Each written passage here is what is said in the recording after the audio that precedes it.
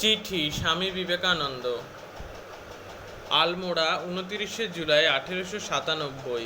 কল্যাণিয়া Miss Noble স্টাডি এর একখানি চিঠি কাল পেয়েছি। তাতে জানলাম যে তুমি ভারতে আসতে এবং সব কিছু চাক্ষুষ দেখতে দৃঢ় সংকল্প। কাল তার উত্তর দিয়েছি, কিন্তু মিস মুলারের কাছে থেকে তোমার কর্মপ্রণালী সম্বন্ধে যা জানতে পারলাম তাতে এ পত্রখানিও আবশ্যক হয়ে পড়েছে।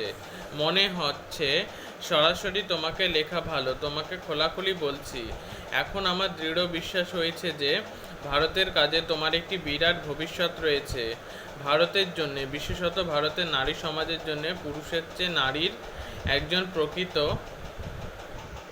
সিংহীর প্রয়োজন। তোমার শিক্ষা, ঐকান্তিকতা, পবিত্রতা, অসীম ভালোবাসা, দৃঢ়তা, সর্বোপরি তোমায় ধর্মনীতে প্রবাহিত কেল্টিক রক্তের জন্য তুমি ঠিক সেইরূপ নারী যাকে আজ প্রয়োজন। কিন্তু বিঘ্নও আছে বহু। এদেশের দুঃখ, কুসংস্কার, দাসত্ব প্রভৃতি কী ধরনের তা তুমি ধারণা করতে পারো না। এদেশে এলে তুমি নিজেকে অর্ধ উলঙ্গ অসংখ্য নরনারীতে পরিবেষ্টিত দেখতে পাবে। তাদের জাতি ও স্পর্শ সম্বন্ধে বিকট ধারণা। ভয়েই হোক বা ঘৃণাতেই হোক তারা শ্বেতাঙ্গদের এড়িয়ে চলে এবং তারাও এদের খুব ঘৃণা করে। পক্ষান্তরে শ্বেতাঙ্গেরা তোমাকে খামখেয়ালি মনে করে। প্রত্যেকটি গতিবিধি সন্দেহের চোখে দেখবে। তাছাড়া জলবায়ু অত্যন্ত গ্রীষ্মপ্রধান। এদেশের প্রায় সব জায়গায় শীতই তোমাদের গ্রীষ্মের মতো, আর দক্ষিণাঞ্চলে তো সর্বদাই আগুনের হলকা চলছে। শহরের বাইরে কোথায় ইউরোপীয় সুখ স্বাচ্ছন্দ্য কিছুমাত্র পাওয়ার উপায় নেই। এসব সত্ত্বেও যদি তুমি কর্মে প্রবৃত্ত হতে সাহস করো, তবে অবশ্য তোমাকে শতবার স্বাগত জানাচ্ছি। সর্বত্র যেমন এখানেও তেমনি। আমি কেউ নই, তবু আমার যেটুকু প্রভাব আছে সেটুকু দিয়ে আমি অবশ্যই তোমায় সাহায্য করব। কর্মে ঝাঁপ দেবার পূর্বে বিশেষভাবে চিন্তা করো, এবং কাজের পর যদি বিফল হও কিংবা কখনো কর্মে বিরক্তি আসে, তবে আমার দিক থেকে নিশ্চয় যে আমাকে আমরণ তোমার পাশেই পাবে। তা তুমি ভারতবর্ষের জন্য কাজ করো আর নাই করো, বেদান্ত ধর্ম ত্যাগই করো আর ধরেই থাকো। মরদ কি বাত হাতি কা দাঁত, একবার বেরুলে আর ভিতরে যায় না। খাঁটি লোকের কথায় তেমনি নড়চড় নেই, এই আমার প্রতিজ্ঞা। আবার তোমাকে একটু সাবধান করা দরকার। তোমাকে নিজের পায়ে দাঁড়াতে হবে। মিস মুলার কিংবা অন্য কারো পক্ষপুটে আশ্রয় নিলে চলবে না। তা নিজের ভাবে মিস মুলার চমৎকার মহিলা, কিন্তু দুর্ভাগ্যক্রমে এই ধারণা ছেলেবেলা থেকেই তার মাথায় ঢুকেছে যে তিনি আজন্ম নেত্রী, আর দুনিয়াকে ওলট পালট করে দিতে টাকা ছাড়া অন্য কিছুর প্রয়োজন নেই।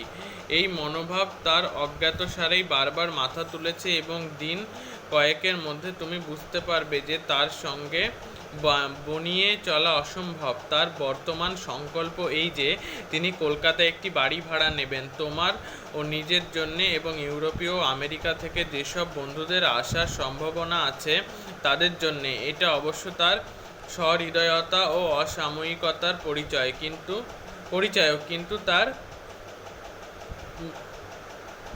মঠাধ্যক্ষা সুলভ সংকল্পটি দুটি কারণের কখনো সফল হবে না: তার রুক্ষ মেজাজ এবং তার অদ্ভুত অস্থির চিত্ততা। কারো সঙ্গে দূর থেকে বন্ধুত্ব করা ভালো। যে নিজের পায়ে দাঁড়াতে পারে তার সবই সুষ্ঠুভাবে সম্পন্ন হয়। মিসেস সেভিয়ার নারীকুলের রত্নবিশেষ। এত ভালো, এত স্নেহময়ী তিনি। সেভিয়ার দম্পতি একমাত্র ইংরেজ যারা এদেশীয় ঘৃণা করেন না, এমনকি স্টাডিকেও বাদ দেয়া চলে না। একমাত্র সেভিয়াররাই আমাদের উপর মুরব্বিয়ানা করতে এদেশে আসেননি, কিন্তু তাদের এখনও কোনো নির্দিষ্ট কার্যপ্রণালী নেই। তুমি এলে তোমার সহকর্মী রূপে তাদের পেতে পারো, এবং তাতে তোমার ও তাদের উভয়েরই সুবিধা হবে। কিন্তু আসল কথা এই যে নিজের পায়ে অবশ্যই দাঁড়াতে হবে। আমেরিকার সংবাদে জানলাম যে আমার দুজন বন্ধু মিস ম্যাকলাউড ও বস্টনের মিসেস বুল এই শরৎকালে ভারতে পরিভ্রমণে আসছেন। মিস ম্যাকলাউডকে তুমি লন্ডনেই দেখেছ, সেই পারি ফ্যাশনের পোশাক পরা পরিহিতা মহিলাটি। মিসেস বুলের বয়স প্রায় 50। তিনি আমেরিকায় আমার বিশেষ উপকারী বন্ধু ছিলেন। তারা ইউরোপে হয়ে এদেশে আসতেন। সুতরাং আমার পরামর্শ এই যে তাদের সঙ্গে এলে তোমার পথের একঘেয়েমি দূর হতে পারে। মিস্টার স্টাডির কাছ থেকে শেষ পর্যন্ত একখানা চিঠি পেয়ে সুখী হয়েছি, কিন্তু চিঠিটা বড় শুষ্ক ও প্রাণহীন। লন্ডনের কাজ পণ্ড হওয়ায় তিনি হতাশ হয়েছেন বলে মনে হয়। অনন্ত ভালোবাসা জানাবে। ইতি সদা ভগবৎ পদাশ্রিত বিবেকানন্দ। সম্পাদিত। উল্লেখপঞ্জি: মিস নোবেল। সম্পূর্ণ নাম মিস মার্গারেট এলিজাবেথ নোবেল।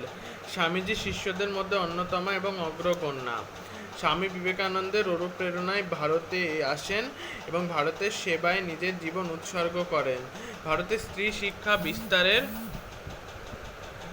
বিস্তারের কাজে এবং স্বাধীনতা আন্দোলনে তিনি অগ্রণী ভূমিকা নিয়েছেন। ভারতীয় আদর্শে স্ত্রী শিক্ষার প্রচলনের জন্য কলকাতায় বাগবাজারে একটি বালিকা বিদ্যালয় স্থাপন করেন, যা আজকে নিবেদিতা বালিকা বিদ্যালয় নামে খ্যাত। তার লেখা বইগুলি হল the master and I saw him, wave of the Indian life প্রভৃতি।